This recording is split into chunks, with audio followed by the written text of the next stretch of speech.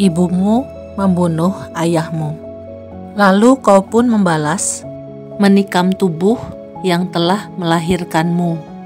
Kesadaranmu menjadi terganggu dan hilang damai di hatimu.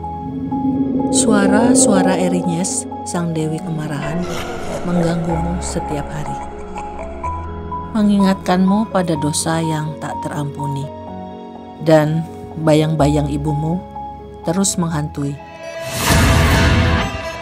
Orestes membunuh ibu kandungnya sendiri. Siapa Orestes? Mengapa ia membunuh ibu kandungnya? Orestes adalah putra Agamemnon, Raja Mykenae, dan pemimpin pasukan Yunani dalam perang Troya. Ibu Orestes adalah Clytemnestra, permaisuri Raja Agamemnon yang merupakan saudara kandung Helen, wanita yang diculik pangeran Troya, sehingga kemudian menimbulkan perang panjang selama 10 tahun di Troya. Clytemnestra dan Helen adalah para putri Raja Sparta, Tyndareus. Orestes adalah cucu Atreus yang terkenal jahat. Atreus, ayah kandung Agamemnon, pernah membunuh anak-anak Thyestes, saudara kandungnya, lalu menghidangkannya sebagai makanan untuk Thyestes. Keluarga Atreus ditimpa kutukan turun-temurun berupa siklus pembunuhan dan balas dendam yang kejam selama 5 generasi. Clytemnestra pernah menikah dengan orang lain dan memiliki anak.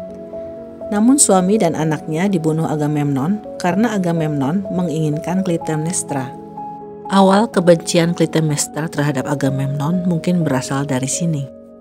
Agamemnon dan Clytemnestra kemudian memiliki anak bernama Iphigenia, Elektra, dan Orestes. Latar belakang pembunuhan Clytemnestra oleh Orestes adalah peristiwa di Aulis. Ketika Paris membawa lari Helen, istri Menelaus, para raja di wilayah Yunani yang terikat sumpah Tyndareus berkumpul di Aulis untuk menyiapkan penyerangan ke kota Troya. Namun suatu hari Agamemnon membunuh rusa suci yang menyebabkan Dewi Artemis marah. Dewi Artemis adalah dewi perburuan dan alam liar. Dewi Artemis mendiamkan angin sehingga kapal-kapal tidak dapat berlayar. Peramal Kalkas menasehati Agamemnon bahwa satu-satunya cara untuk menenangkan Artemis adalah dengan cara mengorbankan Iphigenia.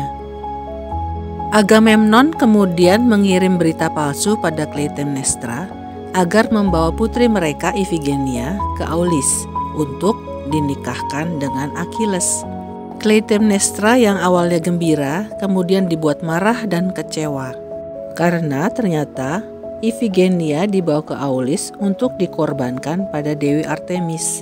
Iphigenia sendiri akhirnya dengan sukarela menyerahkan dirinya untuk dikorbankan. Ketika Iphigenia hendak dikorbankan sebagai persembahan, tiba-tiba Dewi Artemis mengambilnya dari altar dan membawa pergi Iphigenia. Artemis mengganti Iphigenia dengan seekor rusa sebagai kurban. Tak lama angin pun berhembus dan kapal-kapal Yunani pun berangkat ke Troya. Konon ada 1186 kapal yang berangkat. Tembok Troya ternyata sulit ditembus dan membutuhkan waktu 9 tahun pengepungan. Tembok Troya adalah tembok yang dibangun oleh Poseidon dan Apollo ketika mereka dihukum Zeus untuk melayani Raja Laomedon. Pada tahun ke-10 akhirnya kota Troya jatuh dan pasukan Troya kembali ke negaranya masing-masing. Agamemnon pulang membawa Cassandra, putri Raja Priam dari Troya, sebagai trofi kemenangan. Kisah perang Troya ini sudah pernah saya tayangkan videonya. Saya cantumkan linknya di deskripsi ya. Setelah kejadian di Aulis, Clytemnestra yang sedih dan kecewa karena keputusan suaminya itu, bersumpah bahwa sejak saat itu ia menjadi musuh Agamemnon. Bersama Aegisthus, Clytemnestra merencanakan pembunuhan pada Agamemnon. Walaupun pada detik-detik terakhir Iphigenia diselamatkan Artemis, Clytemnestra tak pernah memaafkan Agamemnon. Ketika Agamemnon pulang dari perang Troya, Clytemnestra membunuh Agamemnon dengan kapak, dibantu Aegisthus yang melemparkan jaring ke tubuh Agamemnon yang sedang mandi. Clytemnestra kemudian membunuh Cassandra. Dalam hal ini Cassandra tidak memiliki kesalahan apapun pada Clytemnestra. Pembunuhan ini disebabkan kemarahan Clytemnestra pada Agamemnon yang dianggap berkhianat dengan membawa Cassandra sebagai gundik. Padahal Clytemnestra sendiri memiliki kekasih. Pembunuhan Agamemnon oleh Clytemnestra merupakan peristiwa yang memilukan dan menentukan seluruh kehidupan Orestes. Orestes yang masih kanak-kanak berusia 12 tahun diantar ke tempat yang aman oleh Elektra saudara perempuannya dan Arsinoe pengasuhnya keluar dari Mykenae. Dan kemudian Orestes dirawat oleh Raja Strophios. Clytemnestra sepertinya tidak akan ragu untuk membunuh siapapun anggota keluarga lainnya yang menentang keinginannya. Sementara itu, Elektra tinggal di Athena. Setelah kematian Agamemnon, Aegisthus, kekasih Clytemnestra, memerintah Mykenae selama 7 tahun. Waktu berlalu, 8 tahun kemudian, Elektra membawa pulang Orestes kembali ke Mykenae, ditemani Pylades putra Strophios.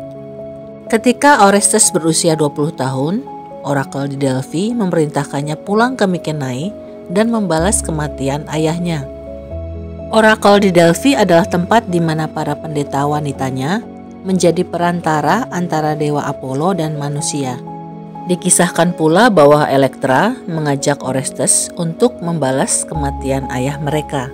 Elektra memiliki keinginan kuat untuk menegakkan keadilan atas pembunuhan ayahnya. Di depan makam Agamemnon, Orestes dan Elektra merencanakan balas dendam mereka. Singkat cerita, Orestes membunuh Aegisthus. Tidak sulit bagi Orestes untuk membunuh Aegisthus. Namun pergolakan batin harus ia hadapi ketika ia hendak membunuh ibu kandungnya sendiri. Dengan hati yang hancur, Orestes membunuh ibunya. Dan tindakannya itu dibayar mahal dengan penderitaan. Erinyes memburu Orestes atas kejahatannya membunuh ibunya. Erinyes adalah dewi kemarahan dan pembalasan. Biasanya, mereka bertugas menyiksa roh orang jahat di dunia bawah. Kali ini, Erinyes mengejar Orestes dan membuatnya gila. Orestes mencoba lari dan sembunyi, tapi Erinyes mengejarnya terus dan tak memberinya ketenangan sedikit pun. Erinyes mengganggu Orestes dengan suara-suara yang menakutkan dan bayangan-bayangan yang menyeramkan. Erinyes menyiksa Orestes dengan cara mengganggunya secara mental dan emosional. Hancur oleh rasa sesal dan putus asa, Orestes hampir saja bunuh diri. Kemudian Orestes mencari perlindungan di kuil Apollo di Delphi. Tapi Apollo tidak dapat membebaskannya dari Erinyes. Ketika Orestes datang, seorang pendeta menemukannya berlumuran darah dan para Erinyes berterbangan di sekelilingnya. Kemudian Orestes dimandikan dengan darah babi untuk menyucikannya. Apollo merasa iba melihat Orestes dan memerintahkan Orestes untuk pergi ke Athena, di mana di sana ia akan menemukan ruang sidang yang didirikan untuk memberi keadilan. Athena menerima Orestes dan mengadakan sidang atas kasus ini di depan 12 hakim Attika atau Yunani. Apollo memberikan pembelaan untuk Orestes karena apa yang dilakukan Orestes adalah perintah Apollo, perintah dewa. Sidang itu dihadiri warga Athena dan para Erinyes. Dalam sidang itu, Orestes mengakui telah membunuh ibunya. Di dalam sidang, pendapat juri terbagi dua dan Athena kemudian menjadi penentu. Athena memberikan suaranya untuk membebaskan Orestes. Kemudian para Erinyes ditenangkan dan diberi nama baru yaitu Eumenides yang artinya baik hati.